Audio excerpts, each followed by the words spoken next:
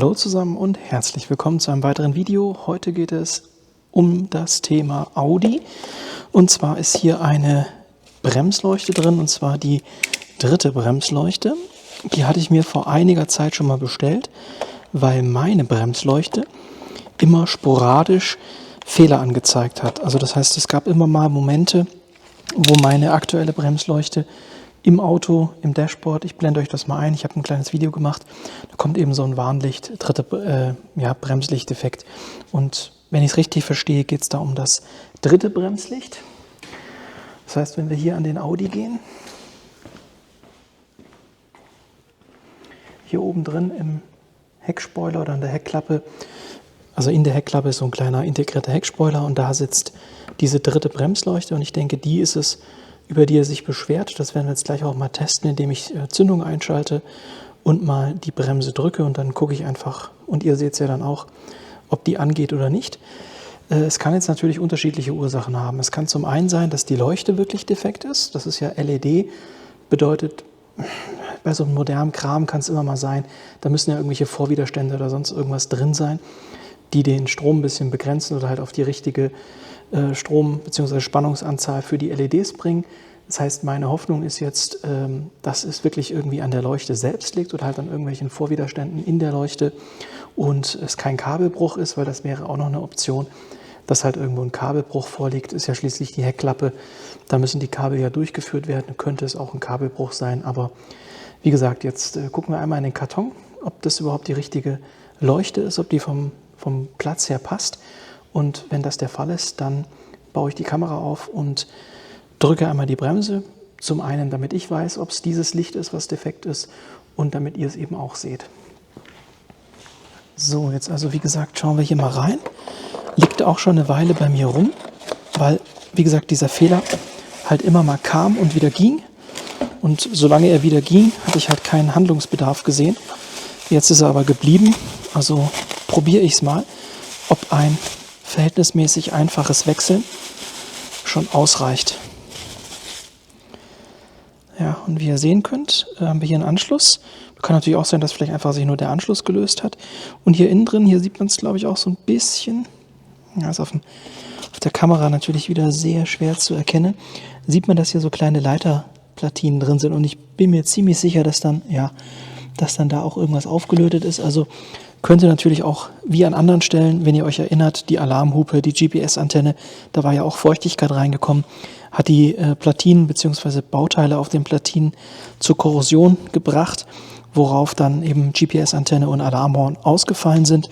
Könnte hier natürlich auch so sein, dass wir hier ein Feuchtigkeitsproblem bekommen haben. Wie gesagt, wäre mir am liebsten, wenn ich einfach nur das Teil tausche und dann geht es wieder. Jetzt halten wir es einmal ran, ob es von der Größe bzw. Länge passt. Sollte aber. Hab's mal wieder original bei Audi bestellt für teures Geld. Jo, das passt oder würde perfekt passen. Super, dann stelle ich jetzt einmal die Kamera auf und wir machen mal den Bremstest. So, ihr habt es ja jetzt schon gesehen, ich habe es jetzt auch gerade gesehen auf dem Video. Die Leuchte geht tatsächlich nicht, also ich habe die Fehlermeldung richtig interpretiert und ich habe mich auch schon mal in die Reparaturanleitung eingelesen. Angeblich kann man, wenn die Außentemperaturen höher als 20 Grad sind, ist aktuell gegeben, an diese Leuchte rankommen, indem man innen die Verkleidung so ein bisschen abzieht. Und dann hat es hier so Verriegelungsnasen, zeige ich euch gleich nochmal an der neuen Leiste. Die drückt man rein und dann müsste das da rauskommen. Also jetzt machen wir erstmal Kofferraum auf.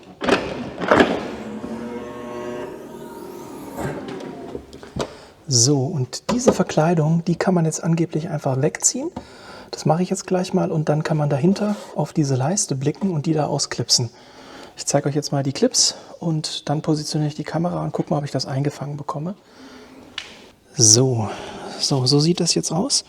Und wie gesagt, diese Clips hier, die sich so ein bisschen nach außen spreizen, ich hoffe, man kann das erkennen, dass die sich nach außen spreizen, die muss man reindrücken. Und dann kann man die nach außen schieben, die Leiste. Und beim Reinsetzen verriegelt sich das dann wieder.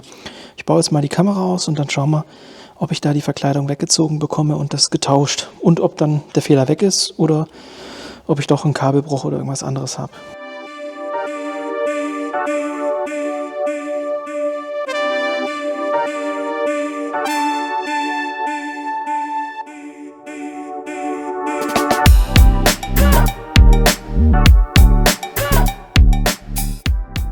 So sieht das jetzt aus. Es ist natürlich ein bisschen eskaliert. Und zwar warum? Laut Reparaturhandbuch soll man das hier einfach so ein bisschen wegziehen, um dann da unten das lösen zu können. Aber also, ja, gibt bestimmt Leute, die das schaffen, ich nicht. Außerdem sehe ich auch nicht, was ich mache. Das ist total bescheuert. Also muss jetzt hier der ganze Scheiß raus. Wie macht ihr das? Ich habe es leider jetzt nicht gefilmt, weil ich mir noch nicht sicher war, ob ich es rauskriege oder nicht.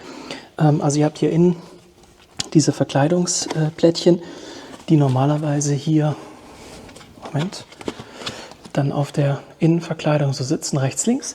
Die könnt ihr einfach abziehen. Das geht super schnell. Dann die große Verkleidung, da ist es ganz wichtig, dass ihr zuerst hier diese Seitenmarkierungsleuchten oder ja, eigentlich der falsche Name dafür, dass ihr diese kleinen Lämpchen hier rausbaut. Das hatte ich euch ja schon mal gezeigt, als ich auf LED umgerüstet habe. Ihr geht hier mit so einem kleinen Plastikding rein, ne, mit so einem Teil geht ihr hier rein. Kann ich ja jetzt auch noch mal zeigen. Ist ja easy. Wird hier verriegelt und dann, wenn die Kamera scharf stellt, geht ihr hier so rein und hebelt das so raus. Das geht jetzt natürlich mit einer Hand wieder nicht, aber ihr könnt es euch ja vorstellen. Reingehen, raushebeln, dann müsst ihr den Stecker abmachen. Wie sehen die Stecker aus? Das sind diese hier und die haben hier 2 so Spreiznasen. Deswegen ist auch wichtig, dass ihr das macht, bevor ihr die Verkleidung abbaut. Ich habe das nicht gewusst. Ich hatte dann die Verkleidung in der Hand und hier noch die kurzen Kabel. War richtig Spaß, aber ich habe es hinbekommen, deswegen macht die zuerst raus. Dann, wenn ihr die Innenverkleidung hier öffnet, ne, habt ihr nochmal 2 Schrauben. Eine hier und eine hier, die müsst ihr lösen. Und ihr habt hier oben Schrauben, diese und die da hinten. Also insgesamt nochmal 6 Schrauben. Und dann könnt ihr die gesamte Verkleidung einfach wegziehen. Hier diese Stromdinger, die hätte man gar nicht ausklipsen müssen vom Licht. Das wusste ich aber nicht. Die könnt ihr also dran lassen oder halt auch später wieder einstecken, wie auch immer. Ich wusste es nicht und deswegen hatte ich sie gelöst. Muss man aber nicht, könnt ihr dran lassen. Wichtig sind nur die kleinen Lämpchen und natürlich der Stecker für, wenn ihr elektronische Kofferraum oder Heckklappe habt, dann den Stecker auch noch lösen. So, und jetzt, warum mache ich den ganzen Spaß? Weil Audi hier netterweise dieses Teil, ne, damit man das bloß nicht so einfach wegbekommt, haben sich die fantastischen Ingenieure gedacht. Ja?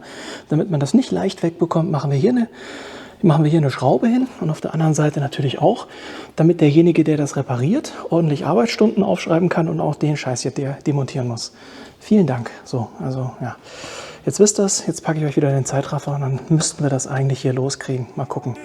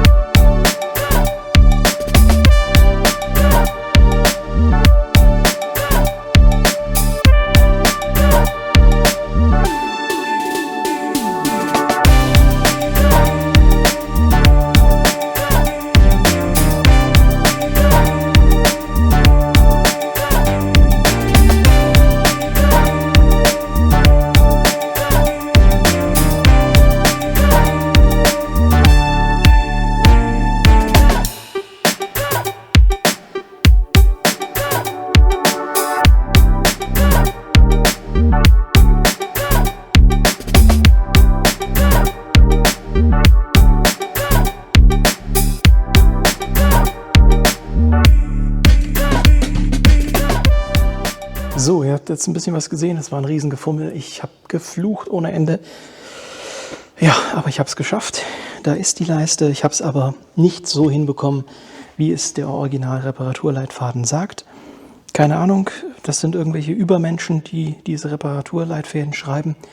Also ich habe es nicht geschafft, im normal zusammengebauten Zustand. Hier diese Halteklammern, die liegen jetzt hier noch drin. Hier muss ich gleich den ganzen Müll rausfischen. Diese Halteklammern runterzudrücken und das dann raus, das hat einfach nicht funktioniert. Ich kann mir auch nicht vorstellen, dass das irgendeiner bekommt. Denn ihr seht ja, das ist so eine Zweierklammer. Wenn ich jetzt eine Seite eindrücke, geht nicht automatisch die andere Seite auch mit rein und es ist ein riesiger Mist. Was ich dann gesehen habe am Neuteil, dass hier unten so eine Schiene ist, die diese Halteklammern hält. Und dann habe ich am Neuteil probiert, ob ich die Schiene gelöst bekomme. Das bekomme ich. Das habe ich dann auch hier drin gemacht. Die Schiene liegt noch hier drin, die muss ich auch gleich noch rausfischen. Und nachdem ich die Schiene gelöst hatte, konnte ich dann die Halteklammern, die hier so um diese Punkte sitzen, ne, also das Ganze sitzt ja dann hier so drin und wird eben hier unten von so einer Schiene gehalten. Und nachdem die Schiene weg war, konnte ich die Halteklammern im eingebauten Zustand auch sehr fummelig rausbauen. Ja, und dann kam ich endlich an das Licht ran. Und dann gibt es eben noch einen Stecker, den könnt ihr dann erst lösen, wenn ihr sie entnommen habt. Und bei dem Stecker ist es so, haben wir hier so einen kleinen, wahrscheinlich sieht man es jetzt eh wieder nicht, haben wir hier so einen kleinen Verriegelungsnupsi. Den müsst ihr nach innen drücken. Hier so mit dem Fingernagel nach innen drücken und dann kriegt das gelöst. Jetzt schauen wir uns nochmal die neue Leiste an. Dann kann ich euch das besser erklären.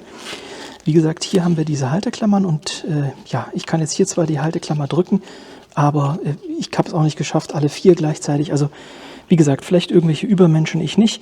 Ich habe ja auch die ganze Verkleidung abbauen müssen, damit ich was sehen kann. Ja, angeblich geht es ohne. Ich habe es nur so geschafft, jetzt wisst ihr es auch. Wenn ihr es ohne hinkriegt, ohne die Verkleidung abzubauen, dann Respekt. Falls ihr es nicht hinbekommt, wisst ihr, wie ich es gelöst habe. So, und jetzt zum eigentlichen Thema.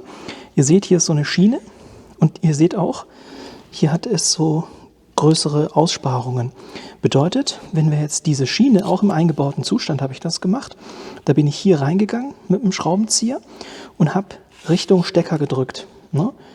Und dann seht ihr schon, wenn man jetzt Richtung Stecker drückt, ich simuliere das jetzt mal. Eine Hand, mal gucken.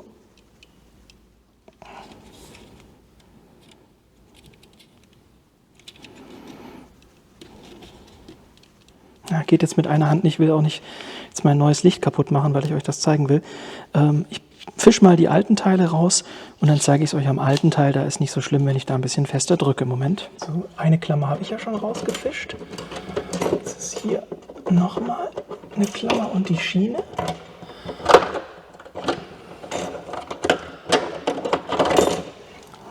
Zweite Klammer.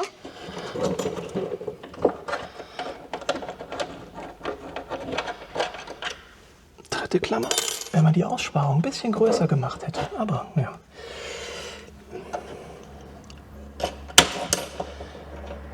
Größere Aussparung wäre einfach. Wollen wir ja nicht. Ah. Habe ich erwähnt, dass ich es hasse?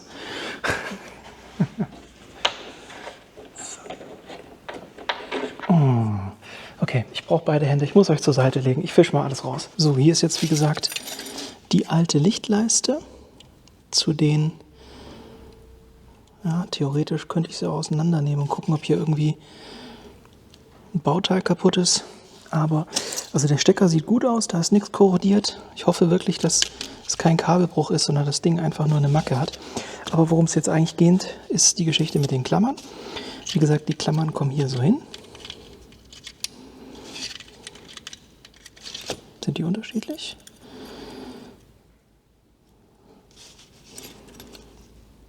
Ja, die scheinen minimal unterschiedlich zu sein, was ja auch Sinn macht.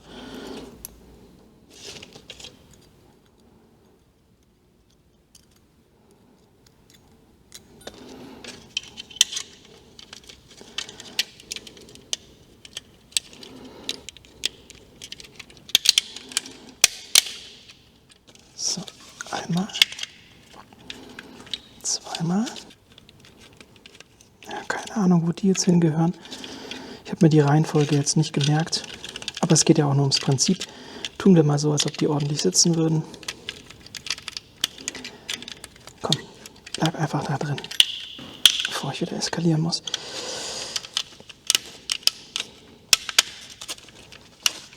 So, so ungefähr sitzen die da drin. Jetzt müssen wir uns die richtige Seite suchen. So rum.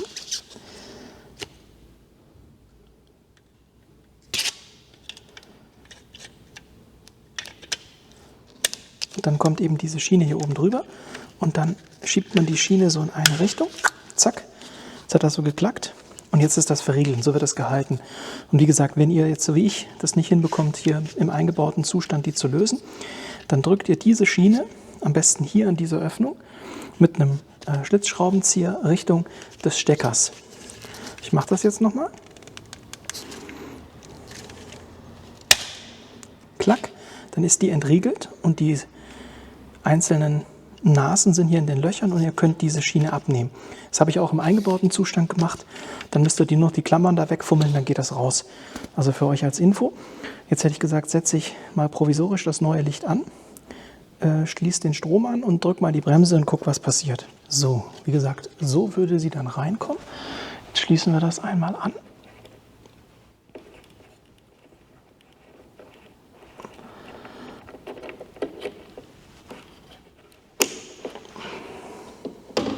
Ich lege es jetzt mal nur so hin.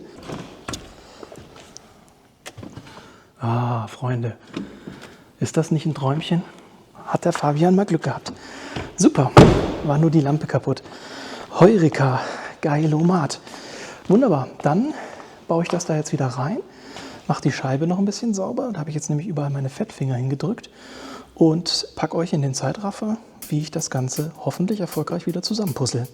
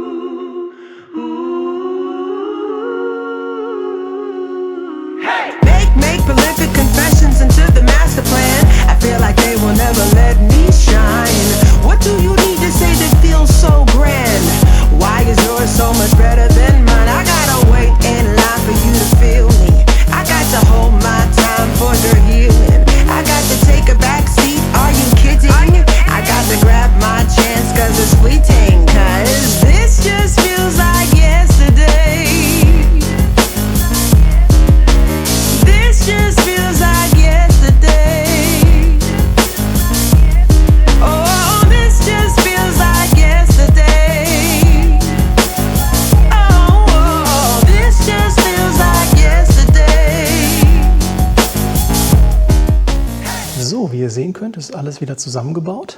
Sieht gut aus. Ich habe auch schon einmal Kofferraum geöffnet und geschlossen. Alles tippitoppi. Ich würde sagen, jetzt wo ich weiß, wie es geht, ihr wisst ja jetzt auch, wie es geht, also mit kompletter Demontage von den Verkleidungen würde ich sagen 20 Minuten. Jetzt, wie gesagt, wenn man dann weiß, was man machen muss, geht es eigentlich, ist relativ easy. Ich würde dann tatsächlich empfehlen, dass man hier startet, die Lämpchen ausbauen und abklipsen. Dann eben hier diese Verkleidung lösen. Habt ihr gesehen, diese beiden Außenteile hier, das ist nur gesteckt und dann eben mit diesen Schrauben verriegelt. Hattet ihr ja gesehen im Zeitraffer hier, einfach nur verriegelt. Einmal lösen, dass die Schraubenköpfe so einen geraden Strich ergeben. Dann könnt ihr die rausnehmen, rechts, links. Dann habt ihr hier zwei Schrauben, die ihr lösen müsst.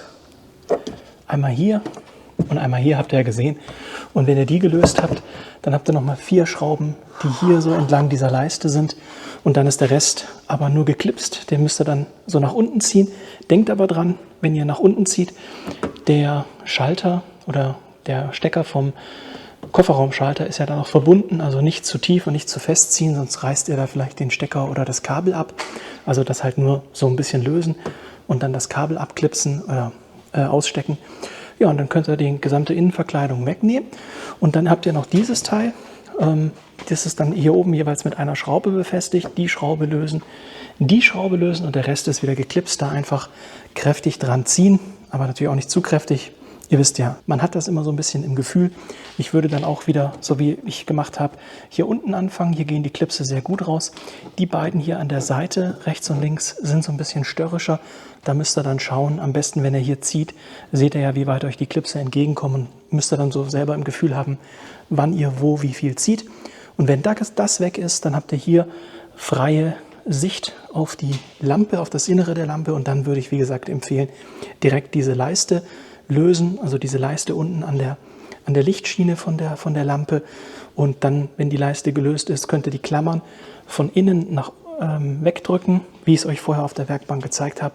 Dann kriegt ihr die Lampe da raus und dann in umgekehrter Reihenfolge, das geht dann rucki zucki. Also ich denke, wie gesagt, jetzt, wenn man weiß, wie man da vorgehen muss, dann geht das in 20 Minuten. Wenn man irgendwie hier so ein Übermensch ist, dann kann man es vielleicht, so wie Audi beschrieben hat, auch hinbekommen, indem man das ja nach vorne zieht. Aber wie gesagt, also ich weiß nicht, mich würde es wirklich interessieren, ob das schon mal einer geschafft hat, weil die Klipse einfach so blöd versteckt sind. Also ich wüsste nicht, wie das gehen soll. Wie gesagt, ich habe es ja selbst, als alles abgebaut war, gar nicht hinbekommen, erst wenn ich das Licht zerlegt habe. Deswegen, ich kann es mir nicht vorstellen, dass man das irgendwie einigermaßen vernünftig hinbekommt. Außerdem sind es auch scharfe Kanten. Das heißt, wenn ihr da mit euren Fingern drin rumdrückt, ist halt auch schnell mal das Risiko groß, dass ihr euch da den Finger aufschlitzt. Deswegen würde ich es euch empfehlen, so zu machen, wie ich es euch jetzt gezeigt habe. Ist eine sichere Nummer. Ihr seht ja auch, ist nichts abgebrochen, ist alles noch dran, sitzt und sieht immer noch so aus wie vorher. Also alles tutti. Insofern war es das fürs heutige Video. Ich habe Glück gehabt, es war kein Kabelbruch, es war wirklich einfach nur ein Defekt. Ich gehe stark davon aus, dass irgendeins von diesen kleinen Bauteilen auf dieser Lichtleiste defekt ist.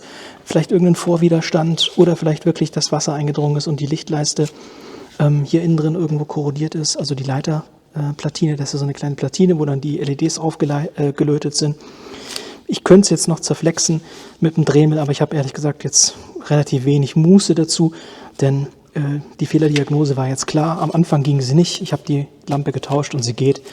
Dann muss es definitiv an der Lampe gelegen haben. Wie gesagt, vermutlich irgendein kleines Kackbauteil. Unterm Strich muss man halt sagen, irgendwann geben halt auch diese LED-Sachen ihren Geist auf. Wie gesagt, gerade diese kleinen Leiterplatinen und die kleinen Bauteile. Irgendwann, wenn da Feuchtigkeit rankommt, ist dann auch mal vorbei. Und dann muss ich sagen, ist eigentlich eine Birne schöner zum Wechseln, denn da hat man nicht so ein Geschiss. Auf der anderen Seite ist natürlich das auch jetzt wieder ein bisschen bauartbedingt. Hätte man hier zum Beispiel, anstatt das mit diesen Clipsen zu lösen, hätte man hier zum Beispiel irgendwie 2 Gewindehülsen gehabt und man hätte das dann von innen verschraubt. Ohne diese Klammern wäre ja auch eine Möglichkeit gewesen, die einfach reindrücken und dann hier irgendwie 2 Schraubpunkte, wo man das verankern kann. Aber ja, das ist halt die modernen Hersteller, denen ist das egal. Die denken nur an die Fertigungsstraße, dass sie die Fahrzeuge schnell gebaut bekommen. Wartung oder Service hat da keiner im Blick. Wie gesagt, jetzt wisst ihr, wie es geht. Jetzt habe ich euch genug zugetextet. Ich hoffe, es war was Hilfreiches dabei. Würde mich freuen, wenn ihr auch im nächsten Video wieder mit einschaltet. Bis dahin euch eine gute Zeit und ciao.